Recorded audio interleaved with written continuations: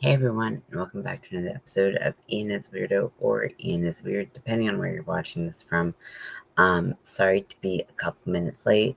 If I look like I'm really exhausted and tired, it's because I am. So I was taking a little nap and it went over a little bit, and then I was gonna be on time, and then I realized I had my Swift out, which is basically like an apparatus. It kind of looks like an umbrella, and you use it to wind yarn into hink form, and that makes it a little bit easier to dye. But I had that set up all right here, kind of in the middle of a project, and I was like, shit, I need to do something with this.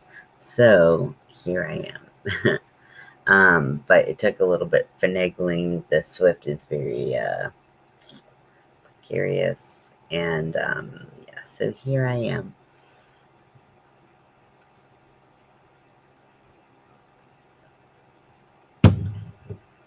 So today I wanted to talk about something because I am in several crochet groups, and all the time it's like I just started to crochet or I want to start crocheting.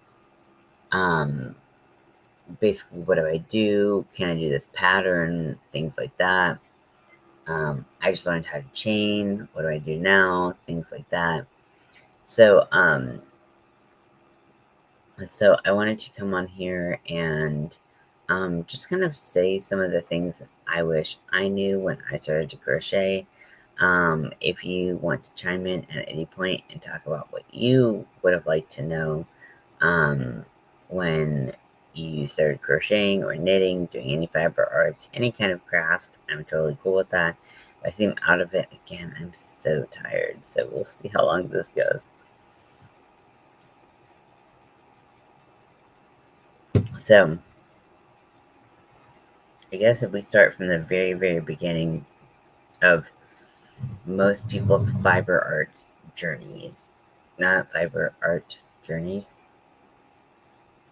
So I think when you go into a craft store, you go into a yarn store, it's really easy to look at really pretty yarn and be like, I want to use that, which is totally fair. But it can get a little overwhelming. You might not know which colors to do. You get multiple skeins of yarn, things like that, or you get yarn that maybe isn't as beginner friendly. It's a little bit easier, harder to see your stitches. Maybe you wear all black and you want to try something in black yarn, which, for most people is an acquired skill. And so I wish that when I started crocheting and doing anything with yarn, I wish I would have just I wish I would have picked the tutorial or the pattern that I was going to follow, make sure it was beginner friendly, and then make it out of the cheapest value yarn that I could. Because you're going to make a lot of mistakes. You're going to do a lot of things that are wrong. And it's going to be difficult. And,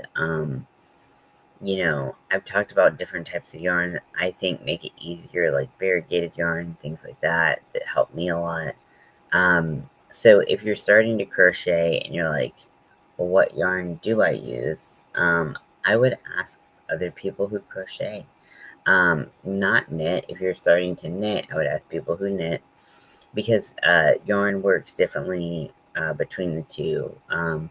For people who crochet, some twists of yarn make it very difficult to use. They're they're spun very loosely, and that makes it very hard to crochet with. So, or they get really piecey, and it's really hard to use. So, I say go with like a cheaper yarn. For me, I have a lot of good luck with Red Heart Super Saver. It's scratchy for sure. It doesn't feel super soft. I don't know what's going on with my body and my face and my mind right now. I feel like I'm like in a dream. I might be. Who knows? But the thing I like about Red Heart Super Saver is it's very good for practicing new stitches on. It's very easy to learn on, and there's a lot of vibrant colors, different variety of colors, so that you can try something and see if you actually like it. So yeah, that's my go-to suggestion for people who want to start is like, don't buy all the pretty yarn, because there's a lot of pretty yarn you can buy that's hellish to use. I wouldn't suggest something that was like PC or like roving, or like or like fuzzy. Like really fuzzy is like the big thing. Is like those yarns are harder to use. Yes, they're softer. Yes, they look fun, but I promise you, you will not have a good time using it. So I wish I could tell past Ian that. Granted, I did have some yarn from knitting when I started crocheting, so it wasn't as bad. But did I buy a lot of yarn when I started knitting that I still have and haven't used much? Man, I have like a tickle in my throat. I'm sorry.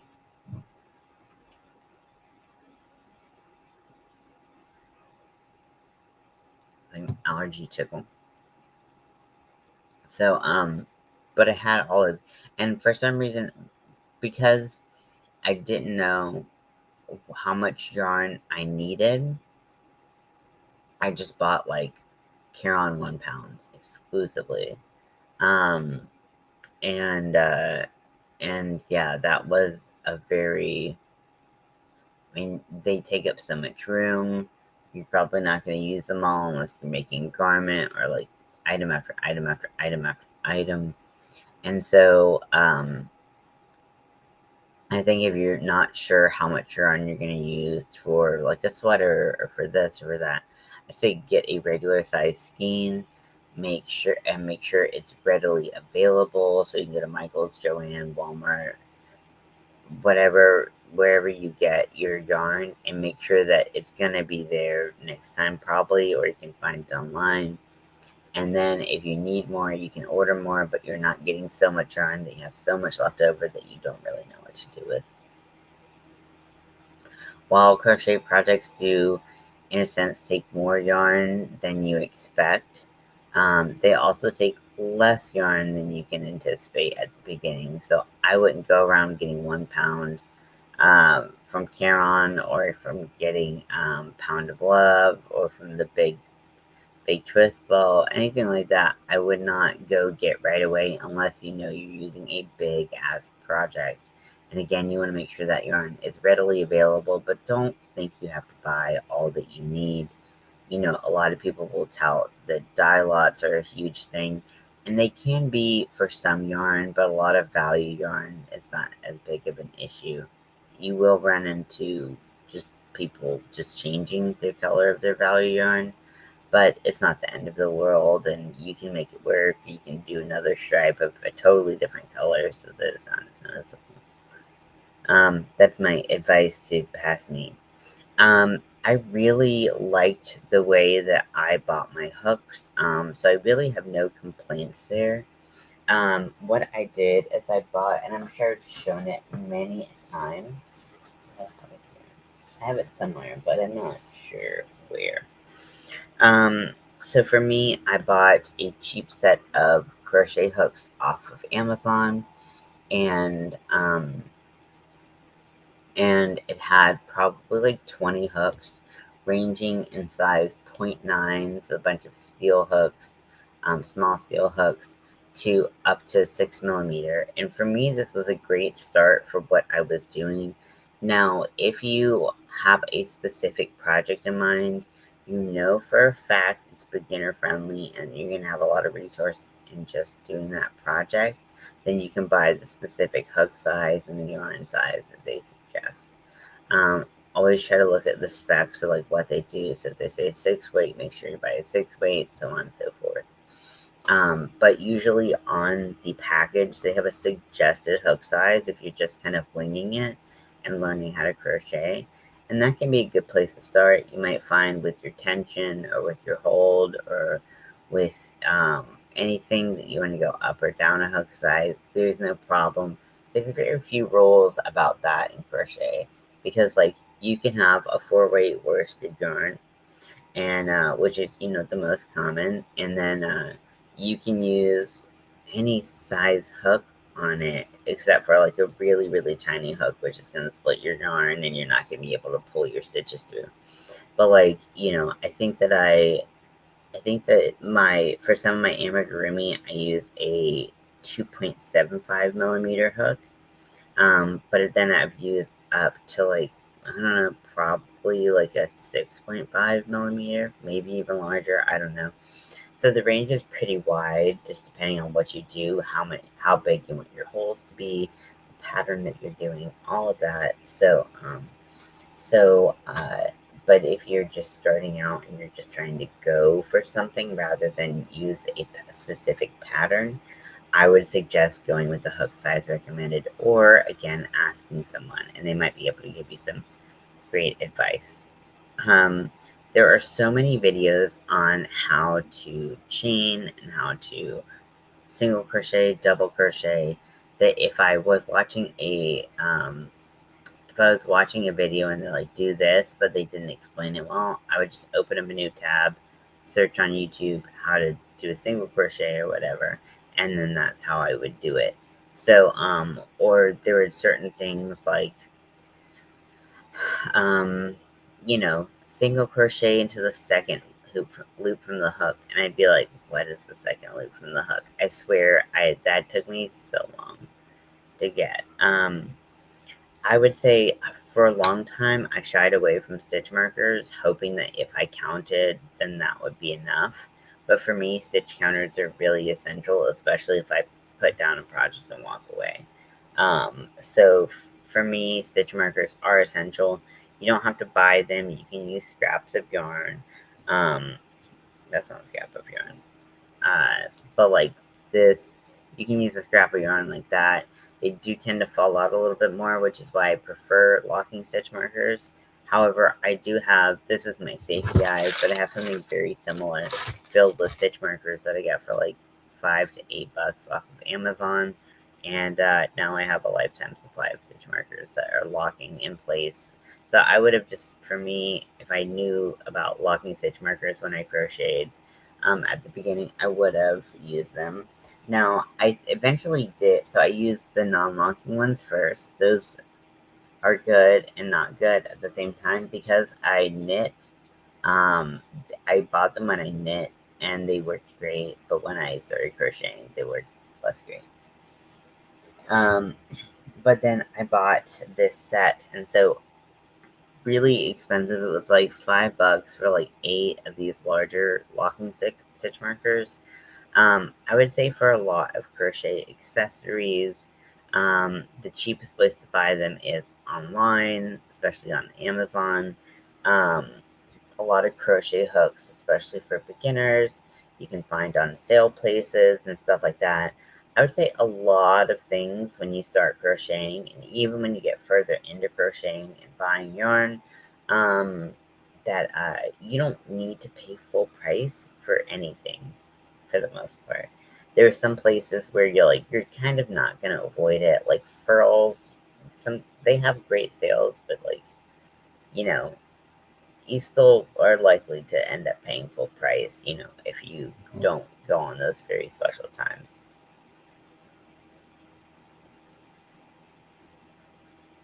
Um,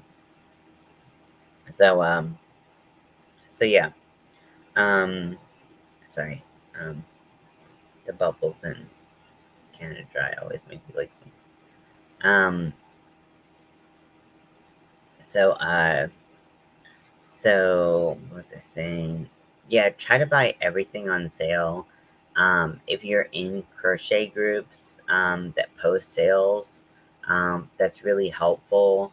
Not trying to, pimp myself out or whatever, but I do have the Army of Weirdos.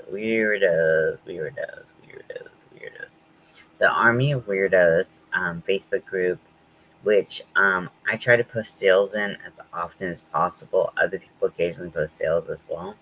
And so it's just about sharing the love. and getting,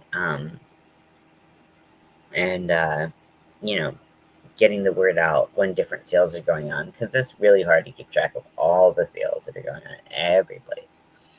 Now, you can use value yarn, which, there's a lot of great options and colors for. You can use nicer yarn, you can use nicer hooks, you can use cheaper hooks. All of that is up to you. Don't feel pressure because you see a lot of uh, YouTubers or influencers use a certain type of yarn. I wish I knew this when I started crocheting, because when I started crocheting, everyone was just losing their mind about wool. I remember like one specific one, everyone was always talking about Scarfy yarn, which is like a part wool, part acrylic. If you haven't used it, it's a nice yarn, but I don't think it's very beginner friendly. At least it wasn't in my case, because it's very hard to frog or to undo. And everyone was talking about Scarfy. I got really, really excited. I got some Scarfy of my own, and I hated the whole process from start to finish. And then even after the quote unquote finish, I couldn't take it out. Start again. It was very, very, very frustrating. Welcome in. Um, so I would say, ask some people. You might get some different answers. You probably will. Um, and then just try to start on yarn that you feel like. I would say, try to find yarn that doesn't untwist too easily, and then isn't too fuzzy. Fuzzy is usually a bad sign. Um, for starting out, I would stay away from wool, and then make sure you get more confident in your stitches before going in and using a really or more expensive yarn and not being able to get rid of it and start over if you need to. Hey Daniel. So I'm talking about things that I wish I knew when I started crocheting. I talked a little bit about hooks, about sales, about not buying everything just because it's pretty, because it might still be really hard to learn to crochet on. Um, about like not following fads just because everyone likes stuff. Yeah, see, like a lot of people like Scarfy, like, and it's fine, but it's just not for me. So I don't mean to dump on Scarfy or anything. Sorry, my arms are itchy. Got bit by mosquitoes. Um, so yeah, so I think a good place to start is, or to start experimenting with nicer quality yarn, is most anti-pilling yarn. Lion Brand has one, Premier has one. Um, Technically, Big Twist has theirs, although I wouldn't say it's on the same level as the other two. There's a lot of anti-pilling yarn. Ice Yarn has some. Um, I think that's a really nice way to start because I find that they're easier to work with. They have a nice slip on the hook, but everybody's different. So just keep trying. If you find that a yarn is just falling apart and piecey on you, just try something new. Don't have to throw away a bunch of money if you don't like it, because you might find that that yarn is really, really nice to work with, but you just don't like it now. Something else I wish I knew, and like I said, anybody feel free to chime in. I would love to hear what things you have wished you would have known when you started crocheting. So, I remember when I first went into the yarn store, to like a craft store to buy yarn. I was taking knitting class, and I went and I had this idea in my mind that all the yarn would be so soft and so nice and so blah blah blah blah blah blah blah. And while the yarn was nice, I was expecting to feel like a like cashmere sweater. I don't know what I was really expecting, but I was expecting all the yarn to be very soft. That's our idea of yarn, right? And then I went in and I found a lot of the yarn was pretty scratchy, um, or like not as soft as I expected. You know, when we like deal with blankets and pillows and stuff like that, it's so soft, and then you kind of go in and you're like, what? Why is it so not that soft? I don't get it. So it takes a while to adjust to the feeling of yarn, uh, balled up, um, it's usually a lot softer than it feels like in the ball, but going to the softest yarn you can find usually will be a harder to work with yarn. This is just my experience. I'm not saying those yarns are bad or anything, but if you start to crochet and you're using something like Caron Simply Soft or Facets from Michaels, Loops and Threads, those I think are harder to work with for as a beginner. They're kind of hard to work with as someone who's a little bit experienced. So don't necessarily just go by feel. If something feels awful, maybe avoid that. Yarn would be addicting. Yes, yarn is very addicting to buy, to find sales, to collect. It is all very, very addicting. Absolutely. So, if you can, I wish I knew to like buy yarn because I had projects for them. Even now, I still do the same thing. Rather than I might use them or I want the yarn. It's really pretty. It always goes out of stock, and I want to buy it when it's there. Especially like their Hirschner's Halloween yarn.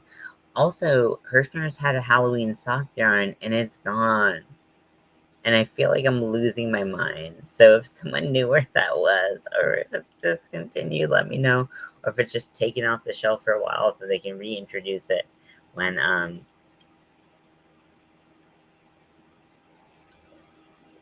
yes, I did mention that. Always buy with sales coupons.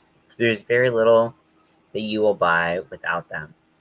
So I suggest finding something of medium softness, like I said, no fuzz, and don't go for the really soft yarn. Really soft yarn tends to um, kind of felt together, be really hard to undo, to frog, and I missed out on it though. I forgot what I said. So I forgot what you missed out on. I'm sorry. My brain's like not online. Um. So yeah. So oh wait. Oh, the Hirschner's sock yarn, right?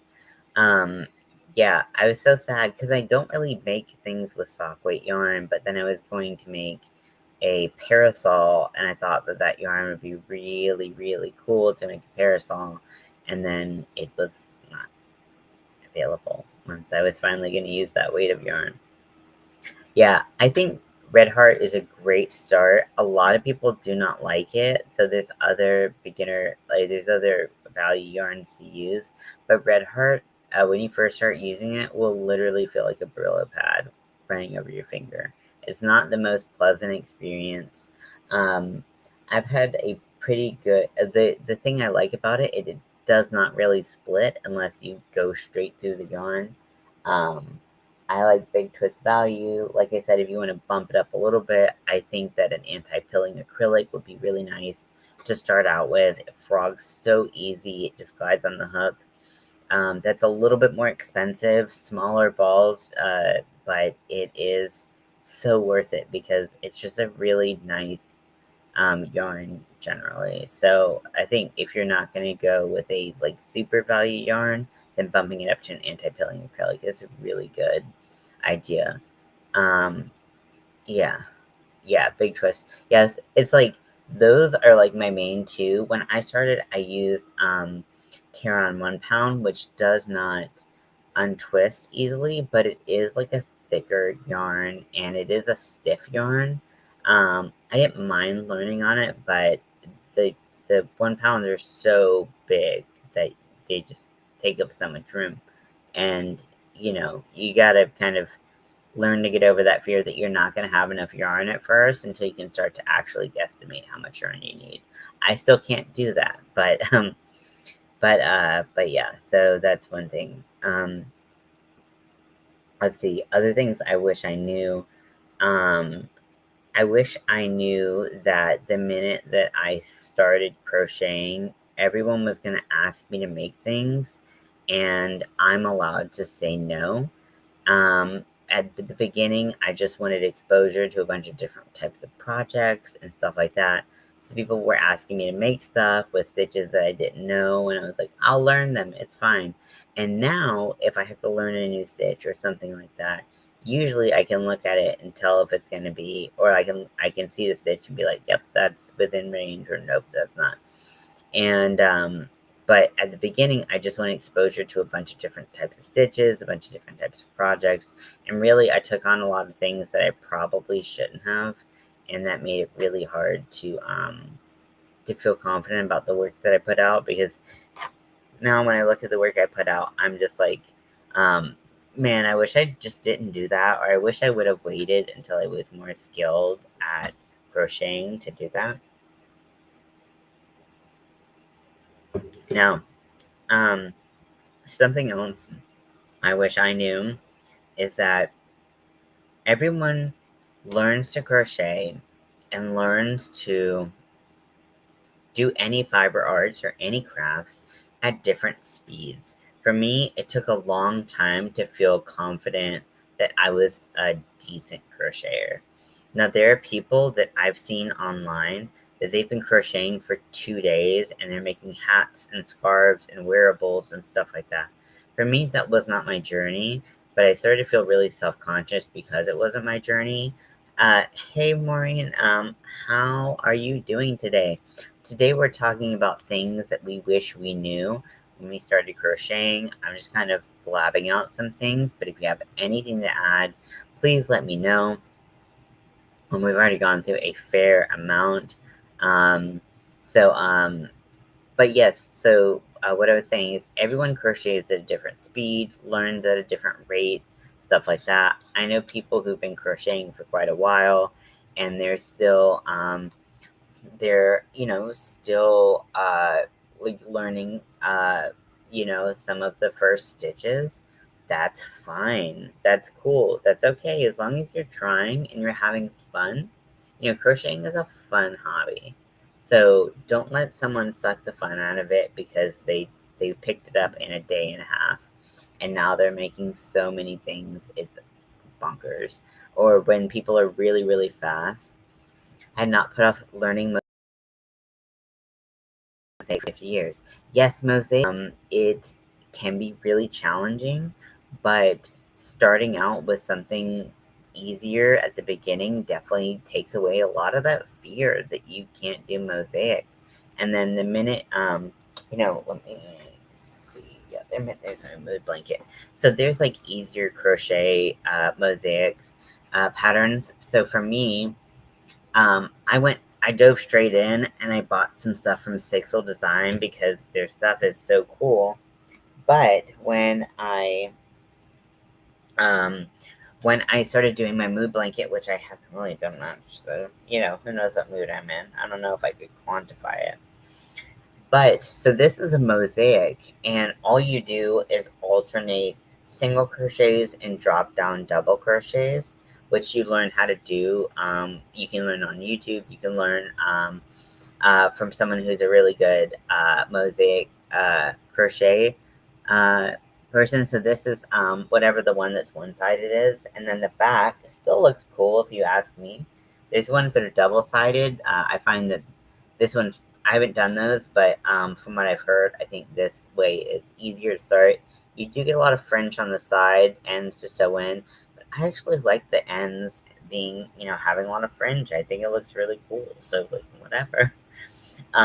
But this is mosaic crochet, and it's thicker. It's nice and warm. So I think that's a great point. That putting off learning any style because you have a fear of it. It's like you might get into it and find that that's your thing. That's your jam. So while building that skill, kind of keep in mind things that you want to learn, and then go in without fear and just say, I'm gonna give it a try. It may suck, it may not, but there's a lot of things that I want to try. One of them I'm about to try now, which is working with lace weight yarn and making lace. I'm super scared, but I'm gonna go for it because I'm excited and I want to do it. um, and yarn dyeing was another one of them. Mosaic crochet, I just liked the way it looked, and then I was like, oh shit, this is actually not like regular crochet, so I had to watch a bunch of videos on how to do mosaic crochet. Um, so yeah, don't be, try to not bring fear into it because it's about having fun and expressing yourself creatively. Now, if you don't want to try a bunch of different patterns, you want to make everything out of single or double crochets, that's fine too. No shame in that game.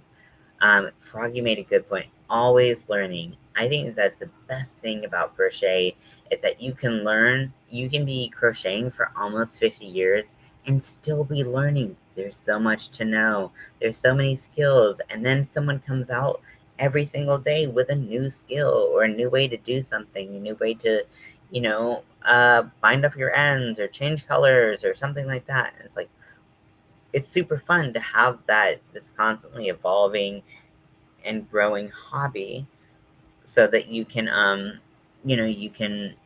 just kind of see, you know, what, sorry, I lost my train of thought.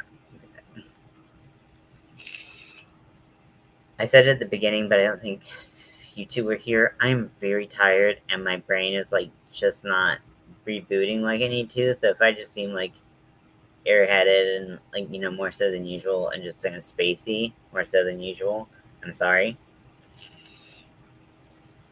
Yeah. So don't be afraid to learn new projects. But what I wish I knew as a beginner is that there are things that are not beginner friendly. Like they're straight up not beginner friendly. And that's okay because people who are intermediate or very skilled and advanced crocheters, they will have fun and may enjoy doing things. I bought so many patterns at the beginning without realizing that I was not going to be skilled enough to do it. There was one plushie that I was just like, I tried, I was gonna make for my friend's baby shower. That was a huge, huge, huge bust. Um, and then let's see, what else happened?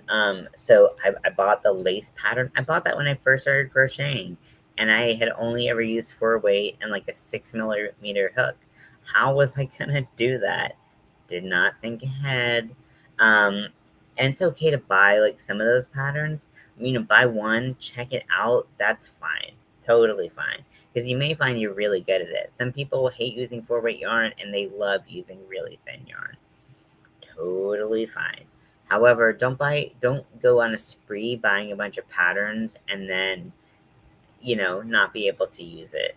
In fact, I would almost recommend not using written patterns when you start, unless that's the only way that you can learn. And even then, I should say written paid patterns.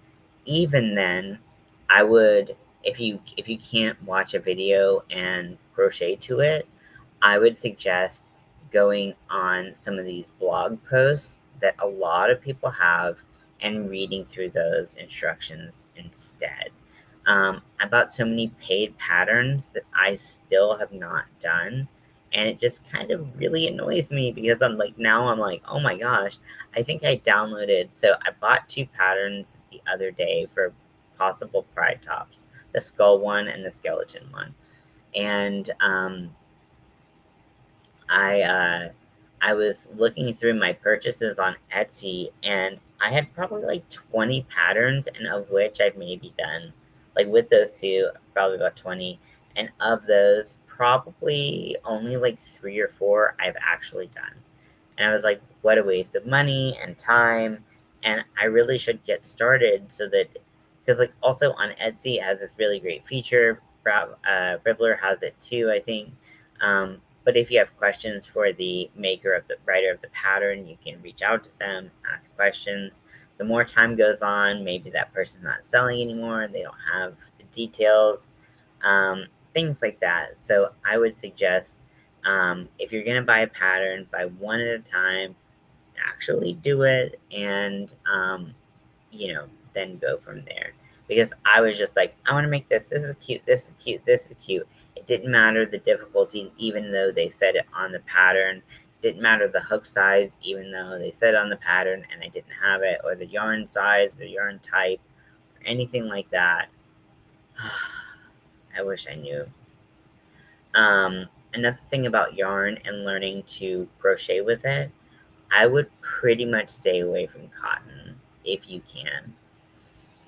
Now, I know that there's a whole sustainability piece that a lot of people are reasonably focused on, and I understand that. But cotton is a very hard yarn to learn on due to the fact that it splits very easily. In fact, most natural fibers are hard to learn on. The easiest being wool, but even if you want to undo wool, it starts to become very difficult. So I would say if you can, buying one skein of a value acrylic, learning how to crochet, and then moving to a natural fiber really, really does make a difference. Because I stayed away from cotton from a very long time, very, very long time. And then once I was a better crocheter, cotton was less scary. Um, but I don't think I could have just started on it. That being said, a lot of people start on cotton and they're just fine. But for me, I was I was gonna split the yarn in pieces, and it was gonna be hard. I was happy with, so I didn't need to learn this. I did this, but I still always, could get more feedback. So I was watching several different YouTube channels, or reading different blog posts, stuff like that. And for me, that was great for exposure because one person would say, I love this yarn. It's so easy to use. It's great. And then another person would be like, I'm not a huge fan of this yarn. I find it a little difficult to use. It might be difficult to use for beginners. And I'm like, okay, well, that makes me kind of have to think critically instead of just relying on one person's review of it. Even if everyone says they like the yarn, maybe I don't. But it helped me kind of keep away from buying, especially Little John's Yarns. She reviews I don't know if the chat stopped or if no one's commenting. Give me a second. Sorry, it's gonna get all weird.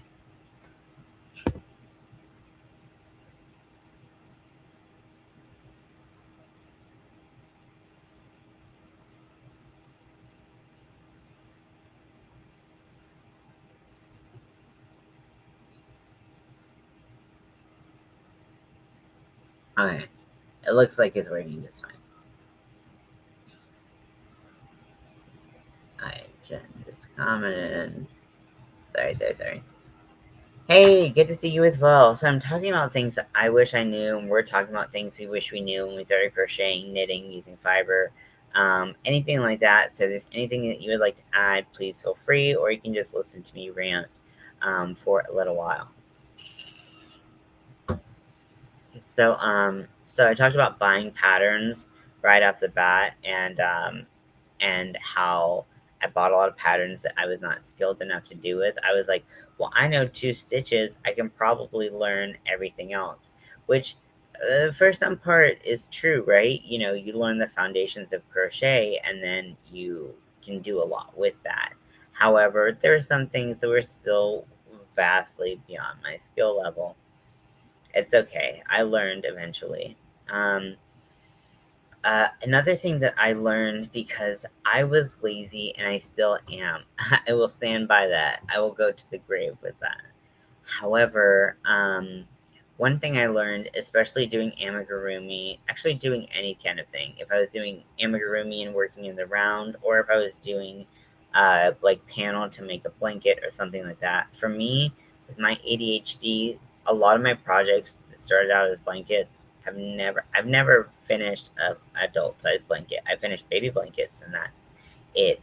I always think that I'm gonna make this like beautiful blanket and it's gonna be so nice and so soft and blah blah blah blah blah blah. Nope. Never, ever, ever, ever, ever, ever finished a full size blanket, even though I've had the intention or lapcan or anything like that.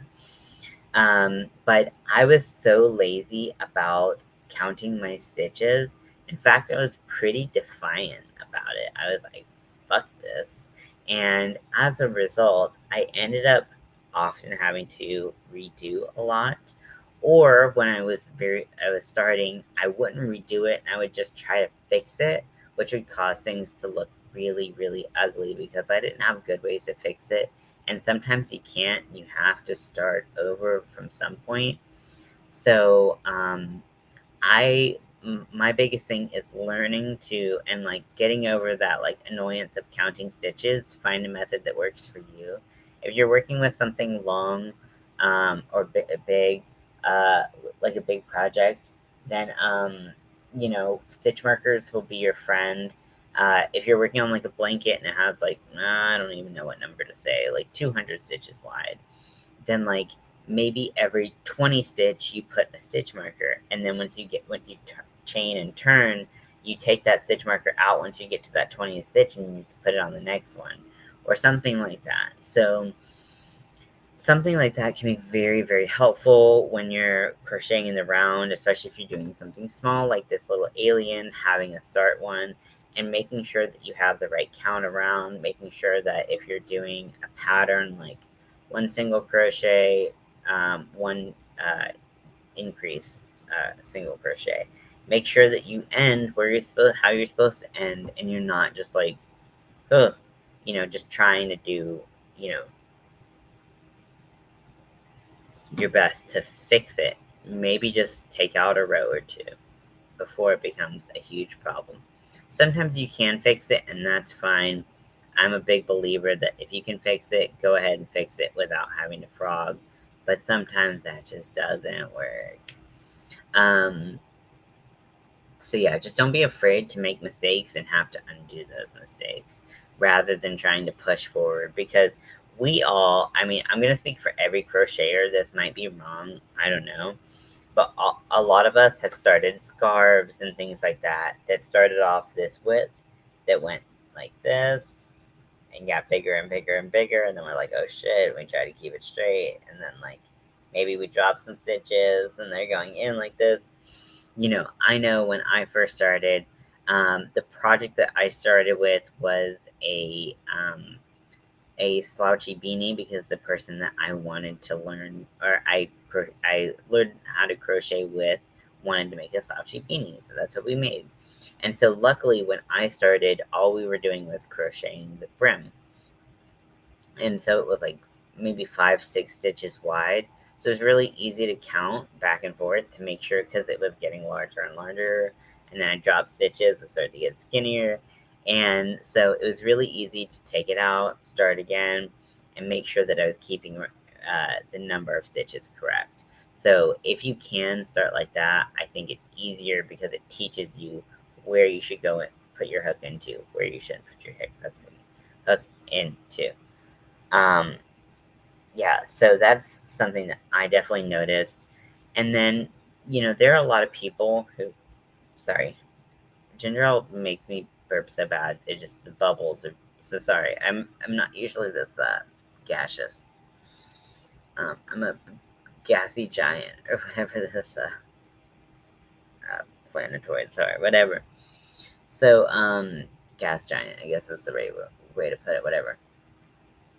Um, so don't compare yourself.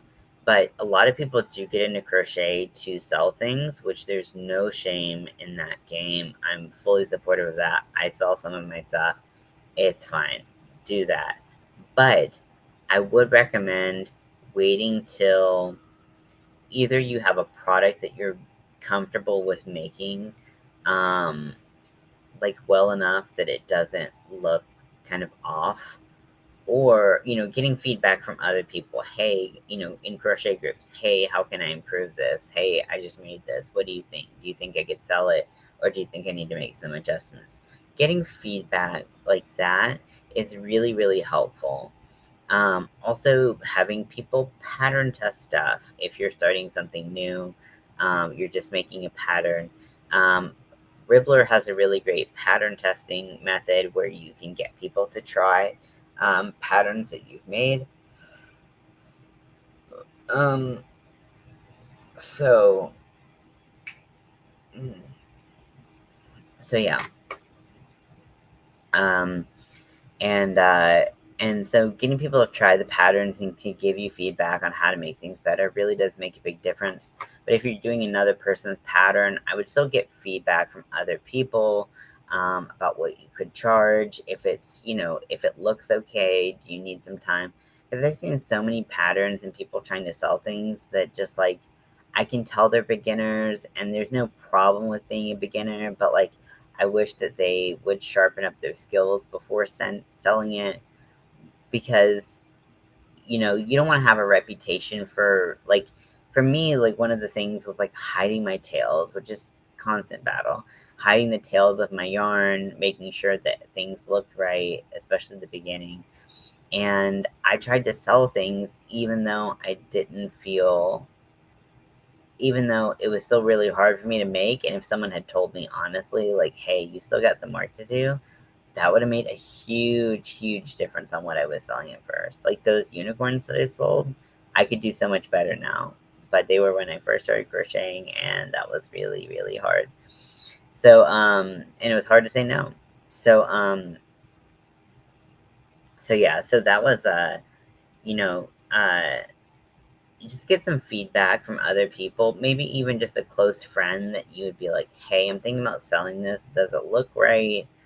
Stuff like that. Because, you know, there are just a lot of projects out there being sold that, it's pretty early on. And I think it can be really discouraging also if you try to sell something that you just made and it never gets sold, and you're like, should I lower the price, or is it the price, or is it the project, or whatever. So just kind of keeping that in mind.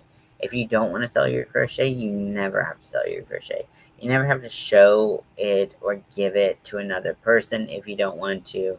um, if you do want to make crochet gifts, always give yourself way more time than you think you need, because you have no idea if it's gonna be fast or slow, if you're gonna lose interest in the project, stuff like that. So, give yourself more time than you need, or you think you need, because a lot of people are like, I'm gonna crochet this scarf in 2 days.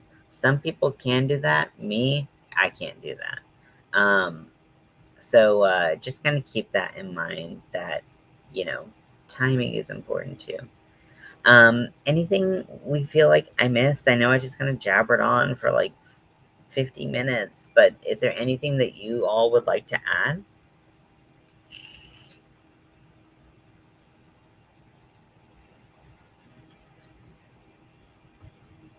While you all are thinking, I would like to add that the crochet groups have been really helpful for me, moving through my crochet experience, but I've also seen people who are brand new asking for a lot of experience.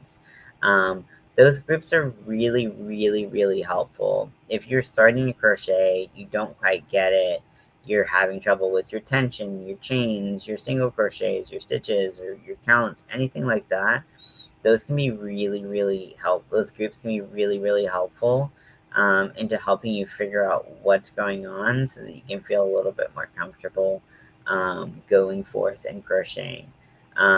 If you don't enjoy it, that's one thing. But if you're just having trouble moving forward, there's a lot of resources out there for you. And I wish I kind of knew that before I made such garbage shit.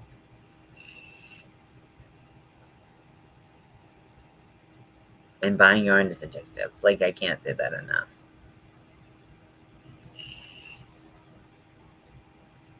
Yes.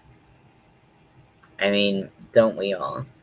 But it's addicting. It's fun. You get that little dopamine like rush when you see something cute. But like I said, if I had been like, I need to have a project for this before I go and buy a bunch of it. I'm looking at one yarn in particular that I bought like 5 or 6 skeins of. I made an ear warmer out of it. I used a stitch that I thought would work really well, but just killed my hand, killed my spirit. It was supposed to be a hat, and I just gave up. But I bought so much of it, and I'm like, what do I do with it? Because it's pretty hard to use, but what are you gonna do? So yeah. There's a lot of great advice we can give to newer crocheters, but there's also advice that we can take even as seasoned crocheters. And I think that all of you have been very receptive, very open about your challenges with new things. Oh, when you started project one off, I can't remember why I bought them. Exactly, exactly. I will have a vision in mind. I'll order online from Joanne or Hirschner's, Michael's, like Hobie, um, ice yarns, and then like I get the yarn and I'm like, what the fuck did I want to do with this? I don't remember, but now I have all this yarn. So yes, having a project in mind, if you're forgetful like me, writing it down, saying I bought this green yarn to do this with, that can be very helpful because you can build up a real big stash and not really know what to do with it. Um, Also, I wish I knew at that time what to do with the small amount of yarn. I would get nervous that I didn't have enough. So I'd do a project and then have like partial skein, and then get nervous that I didn't have enough yarn for the next project, even though I didn't know what my next project was, and then would buy more of the same yarn, even though I didn't know what I was gonna do. Does that make sense?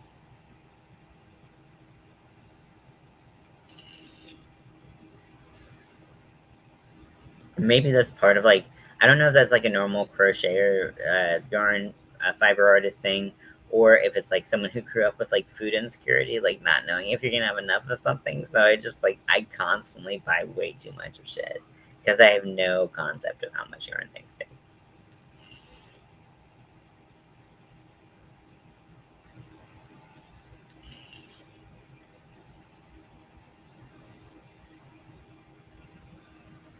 I really appreciate all of you hanging out. Thank you so much for attending. Um, if you have anything to add, please add it in the comments below because we're always learning, we're always growing as artists, as people, and I really just want to make a really positive, safe space for folks to come hang out. So tomorrow, for every day in May, we are going to, so because it's May the 4th, as some of you know, May the 4th be with you is a kind of holiday of sorts related to Star Wars. So we're going to bring some of um, our favorite uh, patterns that relate to space. It doesn't have to be Star Wars related, just space. Um, if you can, bring as many free patterns as you can. If some of them are paid but really fucking cool, that's okay because I have one in mind that's paid. It's a mosaic pattern, but holy poop, is it amazing! So they can be beginner friendly, they can be advanced, but we're just gonna focus on space. They can be um, Star Wars themed, they can be Star Trek themed, they could be Battlestar Galactica themed, they can just be like aliens, they can be UFOs, anything like that.